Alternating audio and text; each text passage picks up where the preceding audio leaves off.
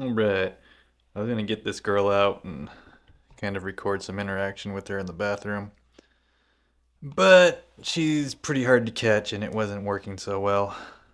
So, she's sitting here nice and pretty now, posing for us on camera. So we'll just kind of get some footage over here. Sitting looking nice and pretty.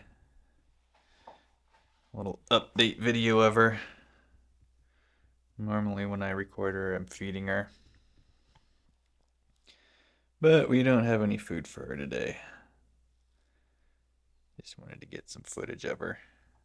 Like I said, I was going to interact with her. So show how she's coming along on the social level, but she's not cooperating today. She's much more tolerant of my presence.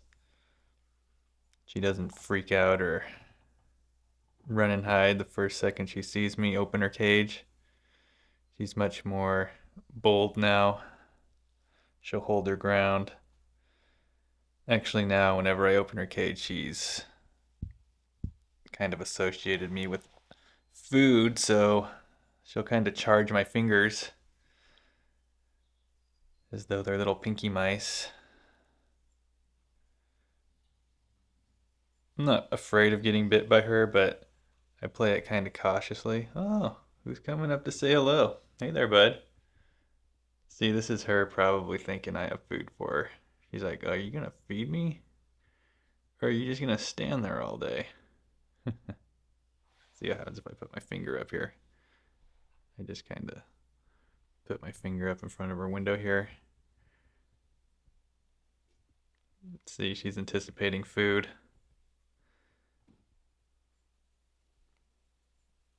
We just fed her about 2 days ago. All she wants to eat is meat and eggs. You know, pinkies. Sometimes I'll give her some crawfish, chicken, eggs. She doesn't really want anything to do with insects, though. It is unfortunate because I breed my own insects, and it'd be quite convenient if she would eat them. But she doesn't want them, so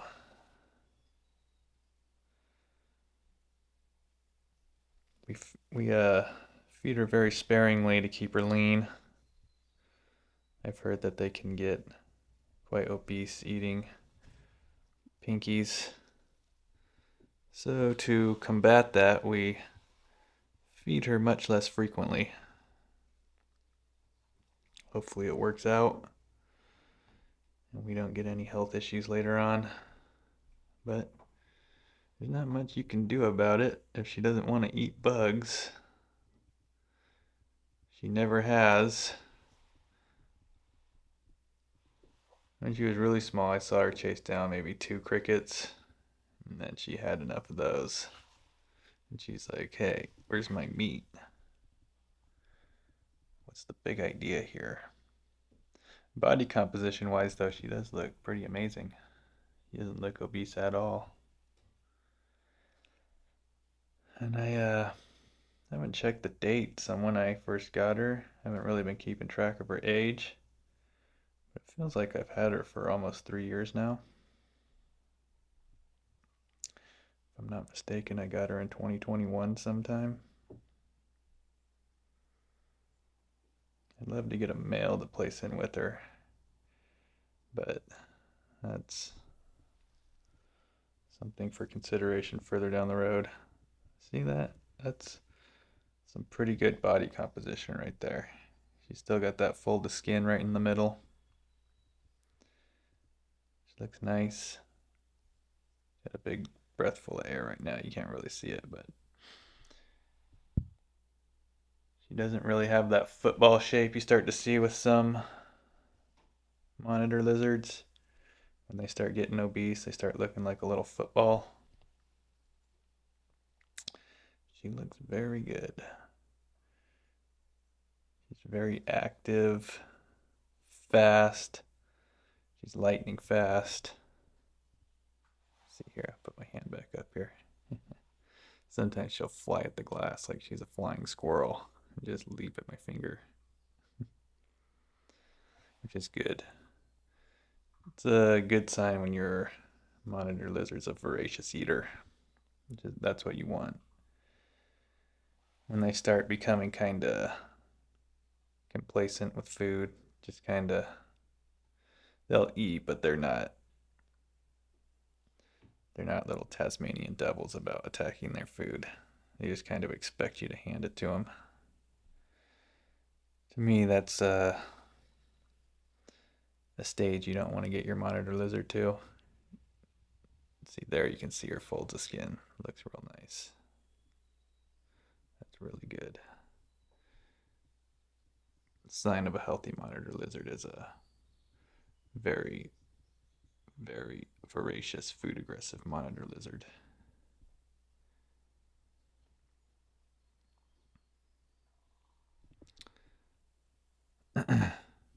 That's kind of what you want to see, because that's how they'd be in the wild, ready to attack and sprint after the first sign of food.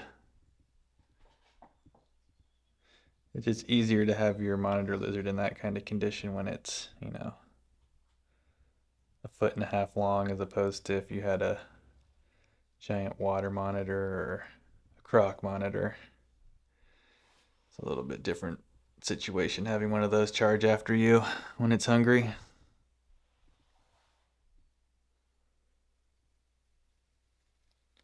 But that's my opinion on when they're in tip-top shape. When they are very food aggressive. That you keep them in tip-top shape. You don't want to overfeed these guys. You don't want to overfeed them at all. Just kind of easy to do. As humans, we kind of project our needs onto them, which is eating 3 square meals a day at the least for most of us, unless you're on some kind of OMAD diet.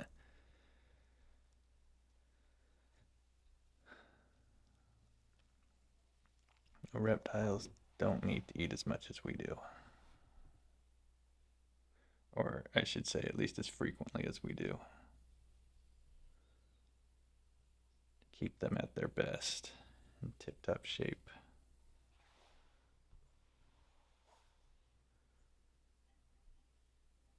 This girl's becoming more inquisitive.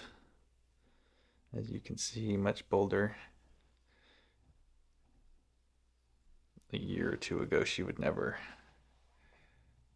be this bold in approaching me. She'd either stay frozen in place or run and hide. Even now, let's see, I'll just go to open the door. And instead of running and hiding, she's looking to charge at the first thing that enters her enclosure. It's a possible feeding opportunity. See that? Very bold. Very bold. She knows. The only thing we need to work on now is she won't let me reach in and grab her and hold her. Primarily it's because I don't have a lot of opportunity to do that here safely, given my current room situation. There's still too many places she could, if she were to leap out of this enclosure, she could hide or escape. That's why I like to grab her, secure her, and take her to the bathroom for our interactions. But as I've kind of been saying in other videos, I'm working on new enclosures and rearranging my room. So hopefully in the near future, I'll be able to better interact with her, reach into her enclosure better, and get her out, have her run up onto my hand. Once I have my room better situated and there's nowhere for her to run or hide or escape, I gotta use that tail to climb. Kind of like prehensile. They're awesome lizards. Very awesome. If you can't make do with a giant monitor, These are the next best thing. It's all you want in a monitor in a tiny little package. Cool monitor look. That monitor attitude, style. All in a nice, neat little package. It's got everything you want in a monitor except the giant impressive size. For those of us that can't have or don't have the space and proper setup for a giant monitor, these are the next best thing. There are also other species of dwarf monitors besides the Kimberleys. There's the Pilbara. I'm a real big fan of the blackhead monitors. Maybe someday I will invest in some of those. They're quite awesome as well. And the problem with these are they're a little pricey. You can't import things from Australia currently, so captive bred here in the United States is kind of an expensive hobby.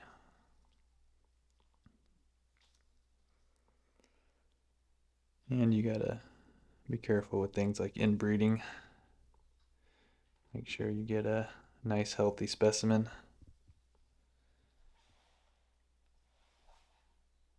Buy from a reputable breeder.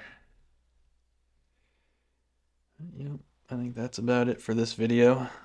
Showing a little update on this girl. And come over here one last time. Let's see if we can lure her over for a woo. See, she thinks that food's coming in. That's good. That's good. Get that door closed. It's not closing. Why can't I close the latch? There we go. Here we go. That's what we wanted to see for our closing shot. A nice close-up picture of ya. Like I said, she just ate about 2 days ago. We'll wait another day or two before we feed her.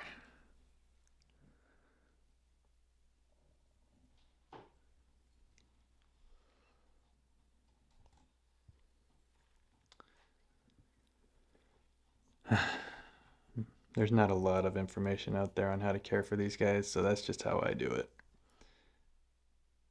If you're out there and you have a different routine, different feeding schedule, that's cool. This is just how I do it. And it seems to be working. She's quite healthy. She looks amazing. She's active. The final test will just be longevity. How long will we have this girl? All right, that's it for this one. I'll see ya.